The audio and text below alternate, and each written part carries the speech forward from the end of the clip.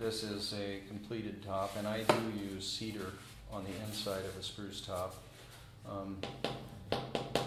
because, and I also use Sitka spruce.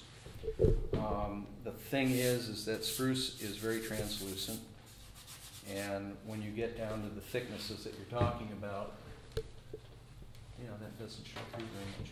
When you get down to the thicknesses that you're talking about for these skins, it becomes, you will see the darkness of the honeycomb through this. So you'll see the kind of the, you know, you won't see the honeycomb, but you'll see it more of a darkening kind of a area. And with the Sitka spruce, you already have kind of this golden kind of an appearance. And I like the looks of Sitka spruce anyway. Yeah, you know? yeah, that's gorgeous. And you know, I mean, this guitar too. I think this is a really nice top on this guitar. Nice silk and everything. Kind of a nice golden color. That's all French polish, right? That the top is what I call a satin French polish, which is, it is shellac. French polish is shellac. Yeah.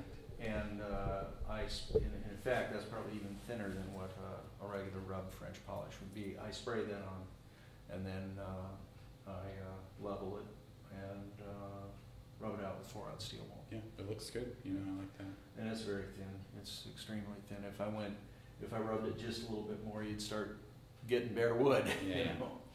And the back and sides on this one are actually polyurethane. Yeah. And I like it. Actually, my guitar has, I guess Michael French polishes, and then he puts a thin coat of lacquer over everything. Yeah. On the top too, or? Yeah, just a little bit.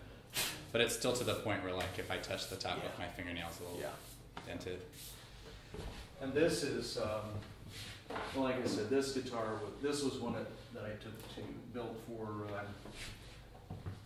Ithaca. Took to Ithaca. And, but that's French polish top.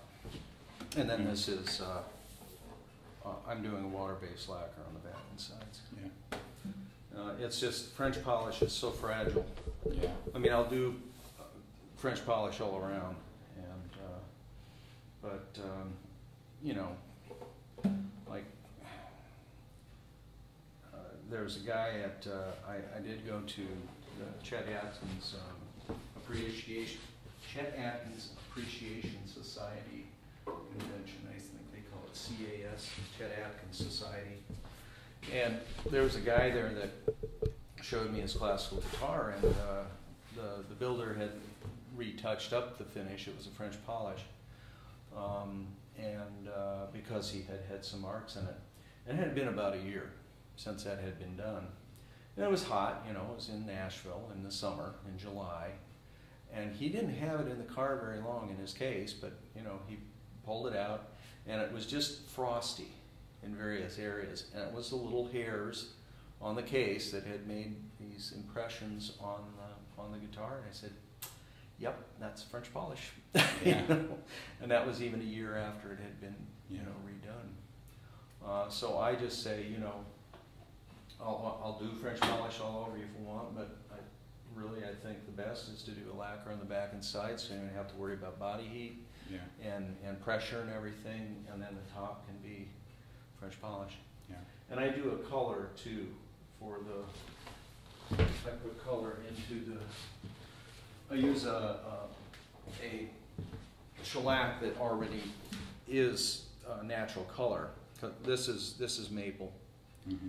And it would be, this is the same kerf link, and you can see the difference in the color. It is natural color shellac. Get it from LMI. They're amber. Kremer pigments. I don't think they're called. I think they're called Snopia now. It's exactly the same stuff that they call ruby. Shellac is the homes that the lac bug builds in trees. They're in India. And the first, the most raw form is called seed lac. And it's where the guys go around, they take these sticks and they just beat it off of the limbs and it falls into the burlap bag. And one of the first processes is they take the burlap and suspend it over an open fire, and then when it's warm enough, they twist it, and the shellac then squeezes out. Shellac, though, naturally has a lot of wax in it, and if you've ever got shellac from the hardware store and opened it, it'll be kind of milky, you know. And that's the wax. The wax is removed. Okay. And that's this stuff. So it And comes they along. also bleach it, you know, using various methods, but this is the most natural color of shellac right there. Okay. In fact, if you just spread some there, you can see what it looks like. Minus my blood. Yeah. That's crazy. I didn't realize it came out.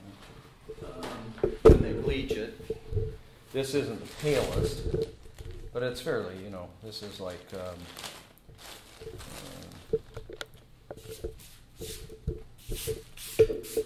know, that's with the color, some of the color removed. Yeah. And I use that as a sealer first, like you put that on the wood first to keep. Well, you know, I mean, it can get a little muddy if you've got high and low areas where you're spraying a color into it. You've got more intensity, you know, the color in various areas. But then I use this. That is dissolved in alcohol. But then I add this, which is a natural pigment. I mean, the most natural would be madder root. This is more of a synthetic. It's made with alizarin. And it's a pigment for painting and stuff like that. It's alizarin crimson. And it's not a dye. It doesn't dissolve. It is in suspension. And you do have to kind of grind it with some oil. And that goes into, so I would use like 250 grams of that to 1 gram of that. And then you get that color. I don't know if you can see that, but that's It's just kind of like a dark reddish. yeah, it's a little more. It's got a little more red in it instead of. You can kind of see the difference. You know, this is a little more yellow, and this has got a little more red in it. And it doesn't take very much of that to color like that. Yeah. It's just a very small amount of finish that's actually on it. Then you put a little more of this over the top, so that when you do The clear some stuff leveling, over the top. yeah, so Yeah. that when you level it, you don't, you know, cut into the color. Then you'll start getting it modeled. That's the way violin builders do it, basically. Yeah. Put a clear finish over the color so that you can level it and polish it up. Awesome. And that's basically, I got this from a friend of mine who was from Moscow, Russia, who was a violin builder. And he said, do this. Yeah. And now I won't go back. Yeah. I don't like the coldness, the starkness of that. Just the satin. Yeah. On a guitar like that, now what I do, although this guy that's for Pat Smith, he wants it orange. I mean, Yeah. he wants it dark, you know, and it will, you know, it'll be different than that. On the last spruce top guitar that I did, I just misted this on it, just one The coat, red stuff. just one coat, and it was enough to just kind of take the bite out, you know, Yeah. to make it just a little bit warm. In fact, I don't know if I've still got that on my webpage or not. I had it. It was a guitar that was for sale for a while, and I did have it on my webpage for a while.